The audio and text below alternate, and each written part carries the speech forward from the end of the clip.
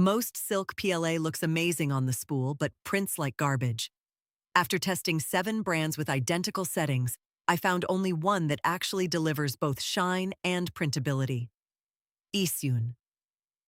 Silk PLA is the clear winner. It produces the most uniform metallic effect without the banding or inconsistent sheen you'll see from cheaper options.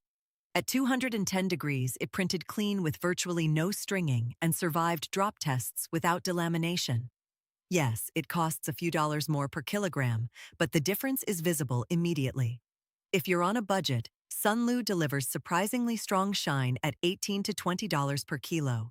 You'll need to bump the temp to 215 and accept some visible layer lines. But for decorative prints where cost matters, it's hard to beat.